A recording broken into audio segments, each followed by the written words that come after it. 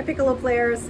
Today I'm going to go over the Piccolo part to Beethoven Symphony Number 9. So there's the famous march where we come in totally cold in the end, towards the end of the fourth movement, where we sit on stage for at least 45 minutes to almost an hour before we play. So I'll cover that, and then at the very end where we play with the full orchestra and we're up very high, I'll go over that. All right, so let's get started with the march. The hard part, of course, as we know, is that we have to come in very soft and maintain that softness as we go up into the third octave. And this is usually played just standard march tempo, 120, even a little slower, 118 I think is probably totally standard, 118 or so.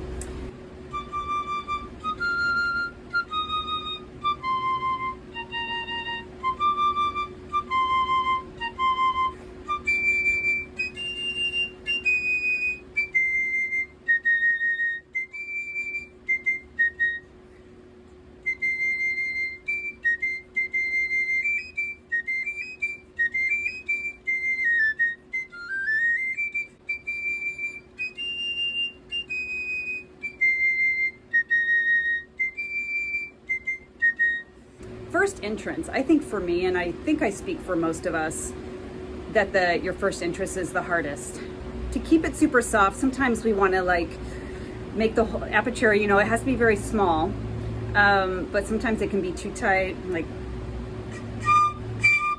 you just kind of have an explosion because you're trained so hard to be soft. You just have to practice that entrance. Find a D you like with the tuner on. Let me turn my tuner on. And find a D that you like, and then do that articulation on it.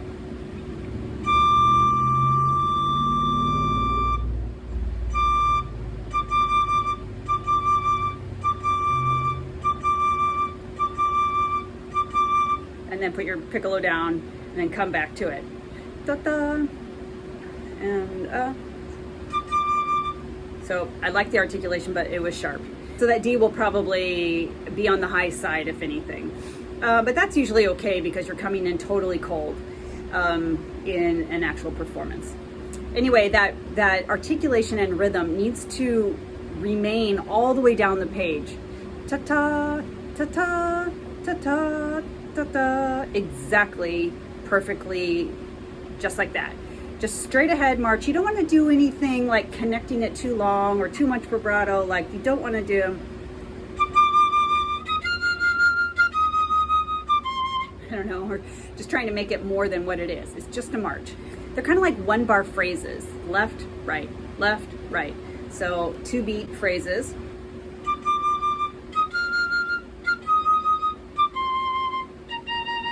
Like that is what you want. And like I said before, consistency is the key. What you want to try to maintain that all the way down. Vibrato, I mentioned really quickly or briefly. It has to be, I would play with vibrato, just a little bit though. It's subtle, and what you do your vibrato, just like your articulation, it needs to stay all the way the same.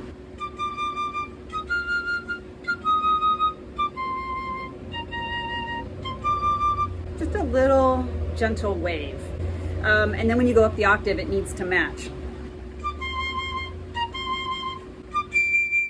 You just don't do too much vibrato, like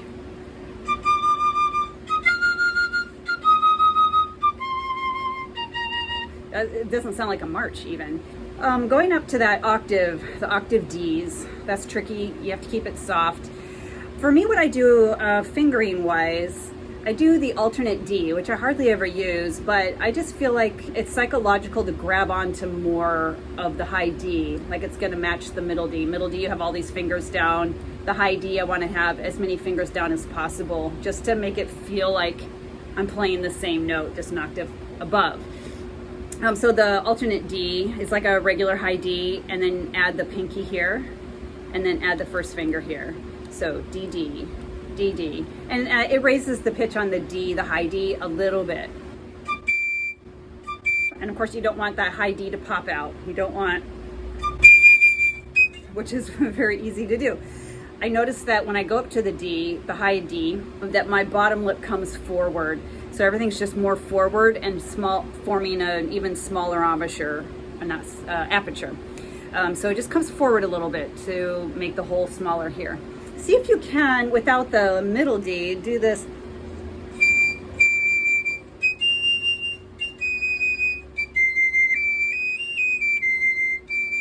Where it feels soft and good tone and everything by itself without that D pickup.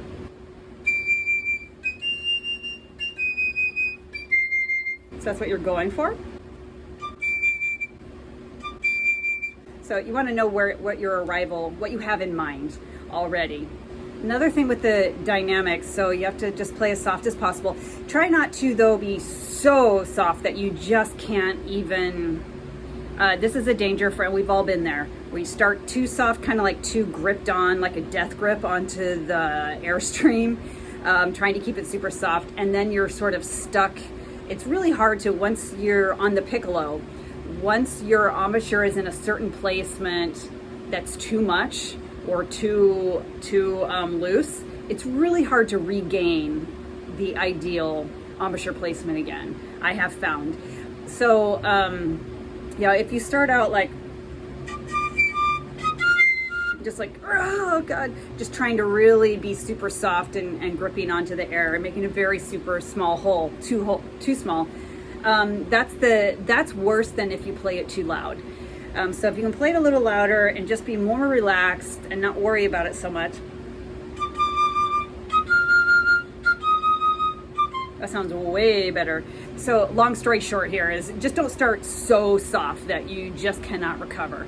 Because whatever dynamic you start at, you need to keep it that, pianissimo all the way through, like the first 3 lines, the 4 lines, I don't know, all the way through to maybe 383 or so. I mean, I really keep it pianissimo all the way through until letter I right here. I just try to keep it very soft. And then when I start this rehearsal I right here, I still am not being loud, but I'm at that point, I don't worry about trying to be super soft. I just play naturally. So like if I do, let me start 375, and for these, I assume it's 16 bars. I'll keep it as soft as I can. And then when I get to I, I'm just gonna relax and play naturally, but still soft.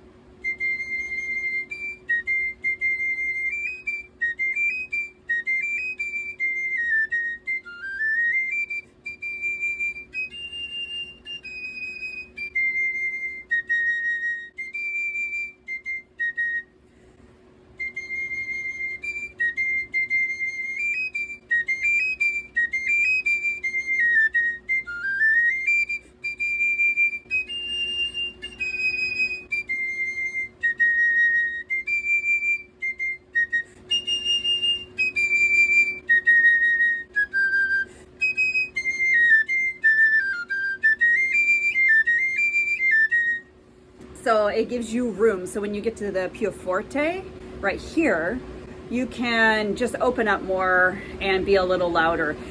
I would never, I would just say, I think it's a good idea to never play totally full volume, except for maybe 421-ish or wherever in there. If you feel like you have a little more to give at the fortissimo, then you can do that. I would never at the fortissimo area play like,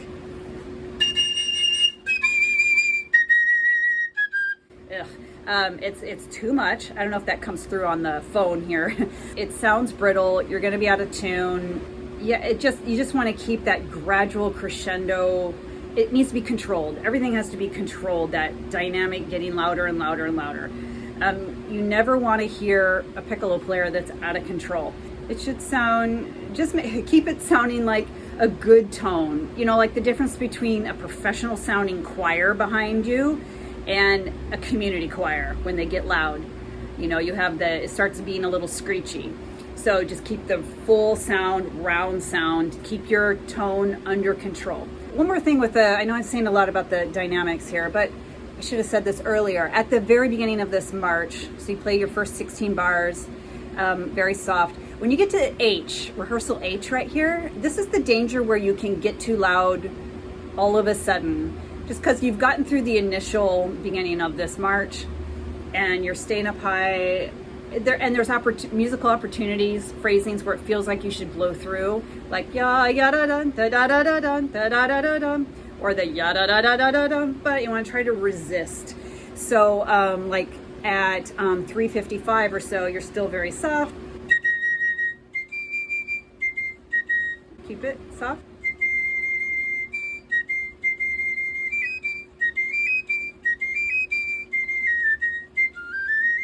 Like through all of that, just still keep it soft. So I would practice this with the metronome on, just to make sure you're staying absolutely rigid with your tempo. So click da da, click da da, click da da, click da da, click da da, click da da, all the way. If you just play it with the metronome on, equal amounts that you play it with it off, just so you just have it internally after a while.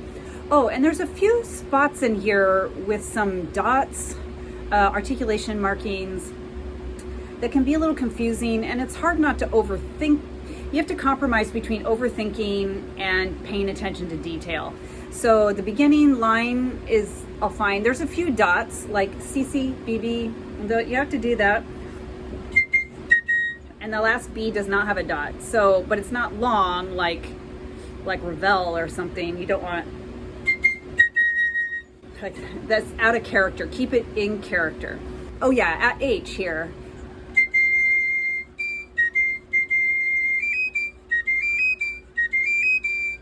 So some of those D's have dots, staccato, and the third one does not.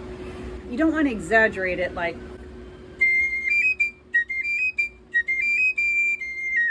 that's too much. I think it has to be just right.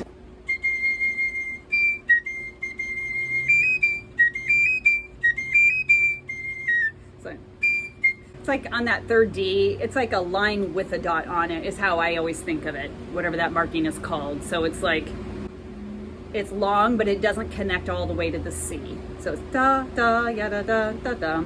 Okay, I'm gonna play this whole excerpt down from 343 all the way to the end. And for myself, I'm going to see if I can do all those things I was saying with articulation, vibrato, the long crescendo, keeping it very soft until I, and then at rehearsal I'm just gonna try to play naturally but soft. And then we're at the Pio Forte or Poco Forte, somewhere around there where it feels comfortable, I will get a little bit louder, but not too much, not until the very end where you have the fortissimo. Then if I feel comfortable, meaning I can retain my tone and everything, then I will open up a little bit more.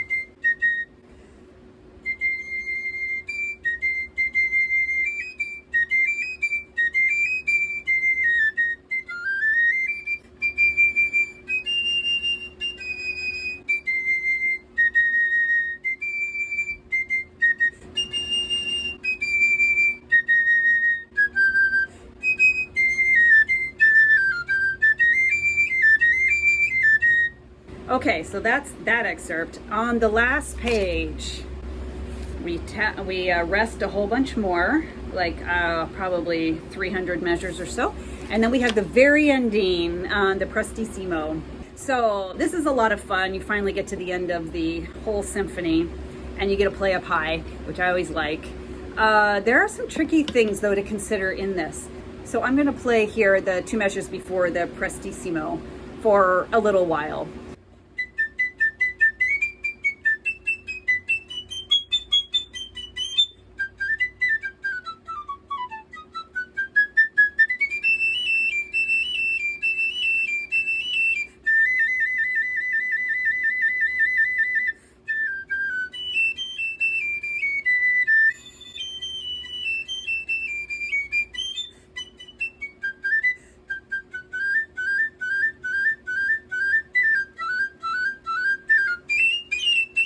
Okay, there, I messed up, so I'll stop. Some things to consider. The third and fourth measure in at the prestissimo, the high G sharp, I would use the alternate. Really needed to make sure those come out. So all you're doing is you're adding middle finger, ring finger, and keeping the pinky down for the high G sharp. To make sure that note comes out. Towards the end of the fourth line here, somebody has asked me before if anybody plays that up an octave. I have it in parentheses here on my part. I would never play it up an octave right there in an audition. It's still standard to always just play it as written, like here it is in print. It's there, and there's another spot later on where it's become a little bit more common now for the piccolo player to take that measure up an octave so that it matches the phrase before it. So starting the fourth line down, about the fourth measure in, we have, I would only say that because I had just recently listened to a recording. It was Chicago Symphony 2015, 2016. I think it was a live recording. It was Riccardo Muti conducting, and the piccolo player, the awesome Jennifer Gunn, I noticed took that measure up an octave. So if she does it, I think we all can do it. However, I would never do that in an audition because it's not it's not printed that way. And it's not so common, it's just not common enough, I think, to take that risk in an audition. It's usually only done if the conductor would ask you. The conductor might ask you, could you take that measure up an octave? And then of course you do it. Or if you're comfortable and you're a member of an orchestra and you feel comfortable with your own decision to take that measure up an octave, you can do that. You know, but I would just say if you're a sub somewhere or if you're doing an audition, I would not take that measure up an octave and the one that's later, and I'll come to that wherever that is. Okay, so then I think I'll just start right here where I have this double check mark. I think that means take a big breath, I guess. Anyway, I'll start there.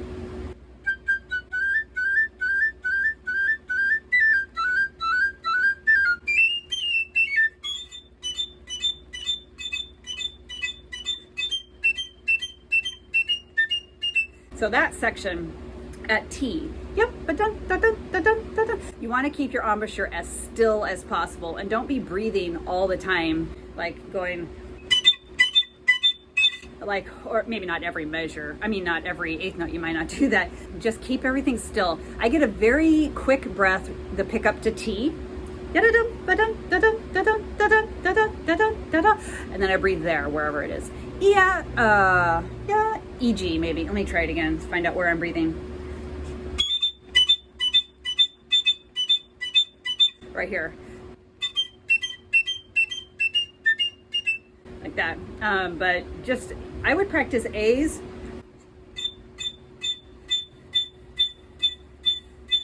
Where you can play a bunch of A's, or maybe just do the rhythm. Where it feels comfortable, you're not getting all spitty. You have to do a good warm-up. You have to hit your angle of your air, the air speed, the aperture size has to be just right for that A to feel comfortable, and that's what you're going for. So you want minimal effort there, and you don't need to like stab the A, F sharp A figure against the wall. I think a lot of some piccolo players feel like they just really need to scream out in a section like that, like getting up there and going,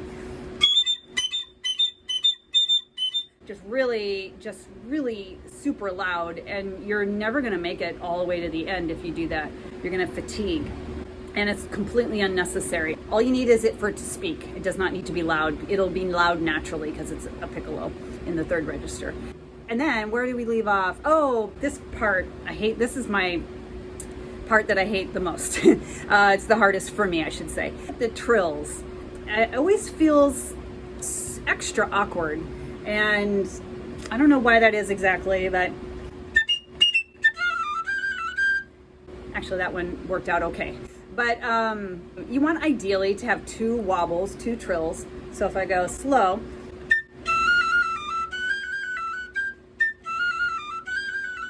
oh, one thing I do is I do make sure to take my pinky off. So when you do the E trill, when you go to D, it's already off. It helps the tiniest amount kind of facilitate doing the trill to the DE to the next trill. So that might be of help. But sometimes I will just do 1 trill on that E if it's not working for me, especially if I'm doing it with the full orchestra, because no one's going to hear you down there anyways. So going,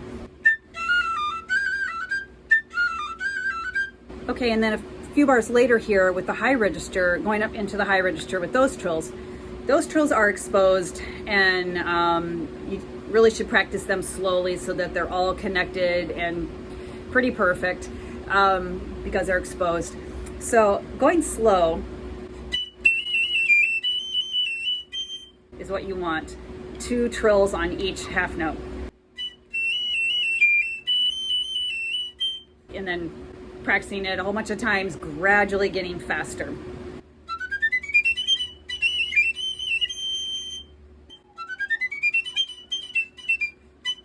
Oh, here. So it's not a full phrase that you can take up an octave, possibly. It's just that B. Again, I would never normally take that B up an octave, but every once in a while somebody will ask me like, oh, do you do this up an octave or this up an octave in Beethoven 9, this page here?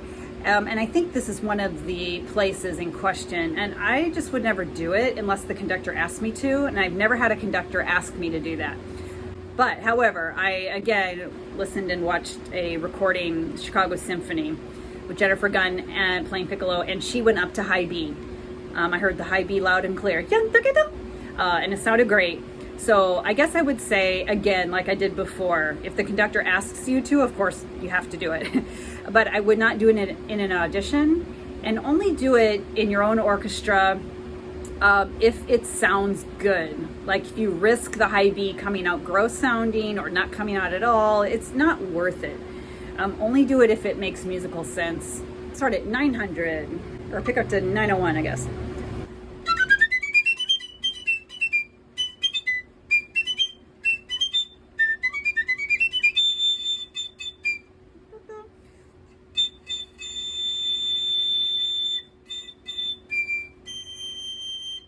Sorry, my sound is just going right into my room fan here, so it distorted a little bit. See, so anyway, the high A, yeah, but slowing down here.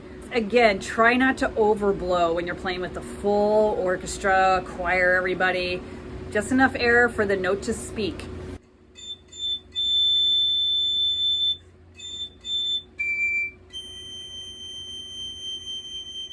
And then the maestoso, this I'm sure most of you are familiar, but it goes into 6.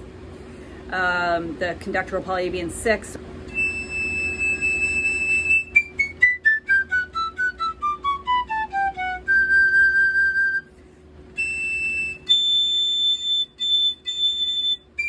And then get a breath here.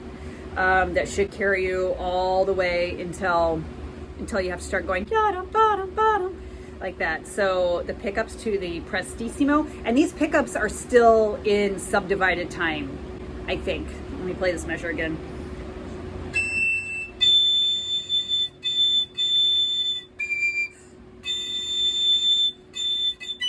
Yeah, so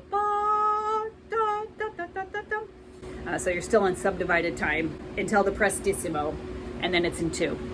All right, so I'll play just pick up to prestissimo to the end.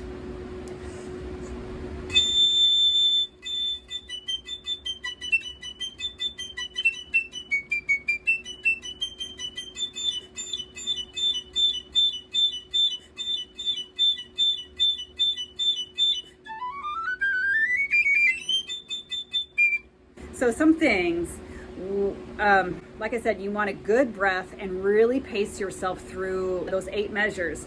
And then when you get to this, then you can get a very quick breath. Try not to, after that breath, really punch the next A and get the thing, which I was getting the tiniest bit of when I just played it. I had to think, oh, back off, back off. It's really easy to just like that.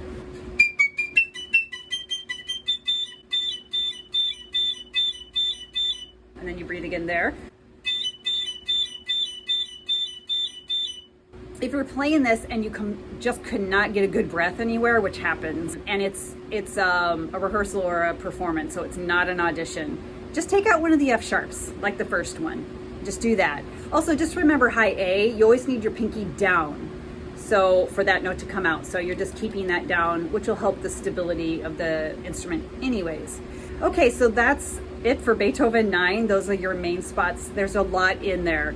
For the little that we play, there's a lot that we have to concern ourselves with. So hopefully some of the things I went over, fingerings, where to breathe, just things to think about, whether to take certain measures up an octave or not, all these things were helpful and useful. And please hit subscribe. I have a ongoing playlist now of these practice guides for orchestral piccolo parts. I think I've done 15, 16, 17 or so of them so far, and I will keep doing these. And also, I want to throw this out there, if anyone has a suggestion or a recommendation of something that I have not done yet, a piece coming up, I don't have anything in mind yet that I'm going to do next. So if you have a recommendation, I'd be happy to take that on next for my next video. All right, so happy practicing, and thanks for watching.